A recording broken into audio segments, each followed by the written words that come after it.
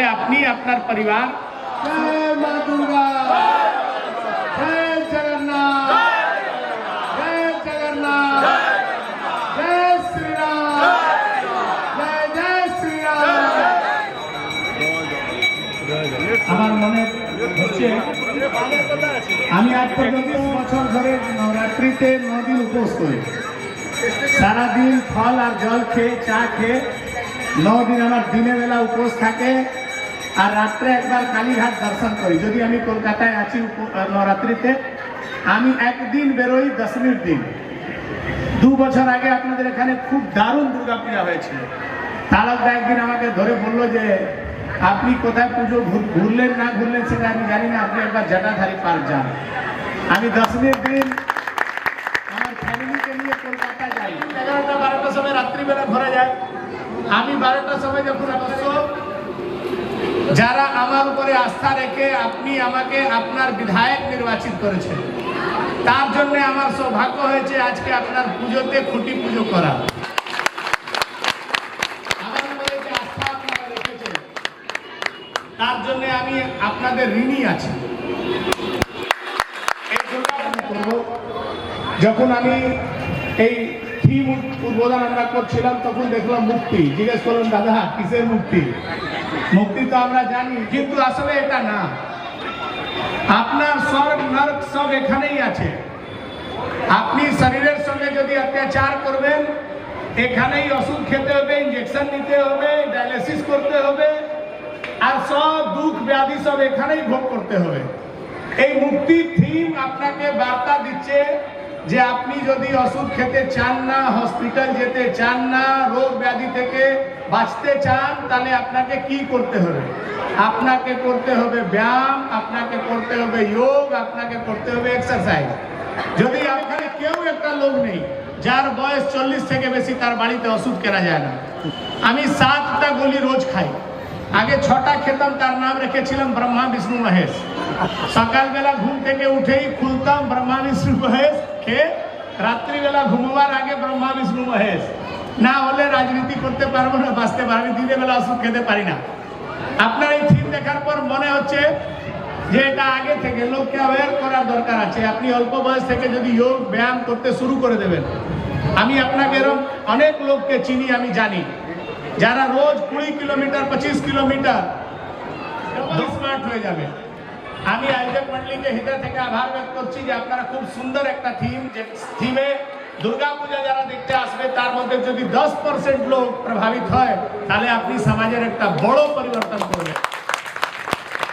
খুব ভালো লেগেছে। আসলে এই মাঠটা সরকারি লোকদের সকাল বিকাল হাঁটার জন্য আছে। এখানে আমার খুব কষ্ট ছিল। আমি এখন যখন প্রচারে ঘুরলাম সব জায়গা, খুব কষ্ট হচ্ছে। সব জায়গা কোনো নেতা কাউন্সিলর কোনো অফিস করে নিয়েছে, কোনো এমএলএ অফিস করেছে, কেউ কিছু করে রেখেছে, মাটি শেষ করে দিয়েছে। চামারিয়া পার্ক 30% মাঠের ট্যাঙ্কি বানিয়ে দিয়েছে, এখানে দেখছি এখানেও করে দিয়েছে। আর আপনি জলের ট্যাঙ্কি বানাবার জন্য আপনি মাটি পেয়েছিলেন? এমনিতে তো শহরে মাঠ নেই, এবার মাঠেই জলের ট্যাঙ্কি করে দেবেন, মাঠেই কর্পোরেশন অফিস করে দেবেন, তাহলে নতুন প্রজন্ম যাবে কোথায়?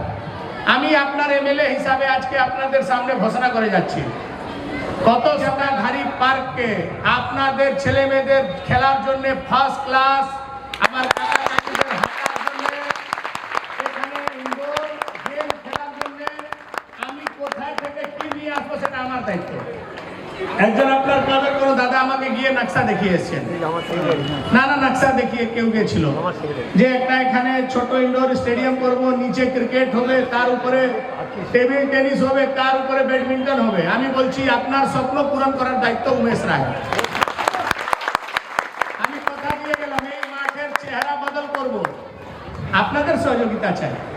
অনেকবার কিছু ভালো কাজ করতে গেলে লোকের আপনারা সহযোগিতা করুন। জটাধারী পার্ক খুব সুন্দর হয়ে যাবে, ছেলেমেয়েরা খেলবে। স্টেডিয়ামের মতো তো জায়গা নেই, না হলে আমার মুখ্যমন্ত্রী আমাকে 5 কোটি টাকা দেওয়ার জন্য বলেছেন একটা বিধানসভা একটা স্টেডিয়াম করার জন্য। এই স্টেডিয়াম করে দিলে এই মাঠটা শেষ হয়ে যাবে। আমি একটা টার্গেট করে রেখেছি, একটা স্টেডিয়াম, খুব সুন্দর স্টেডিয়াম হবে।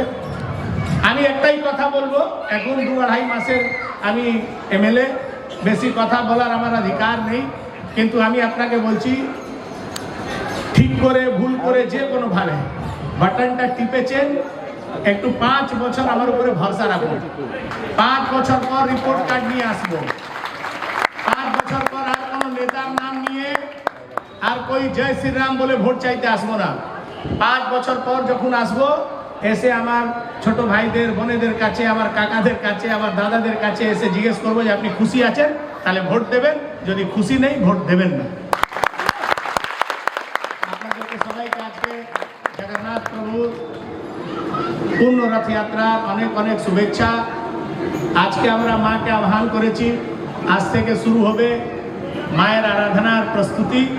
দুর্গা পূজাতে এবার একদিন নিশ্চিতভাবে আপনাদের সঙ্গে, আমি যাই না কোনো পুজোতে, আমার 30 বছরের রেকর্ড আছে, আমি পুজোতে যাই না, কিন্তু এবার আমি দুর্গা পূজাতে, যেহেতু আপনারা এত স্নেহ দিয়েছেন, এত ভালোবাসা দিয়েছেন, দুর্গা পূজাতে একদিন এসে আপনাদের সঙ্গে বসে আড্ডা মারবো।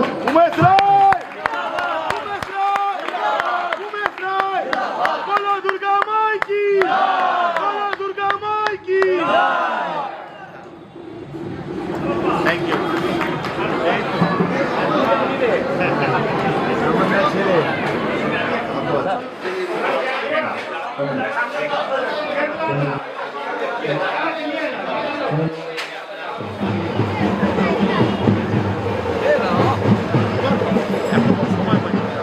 সকাল থেকে তো আমাদের চলছে।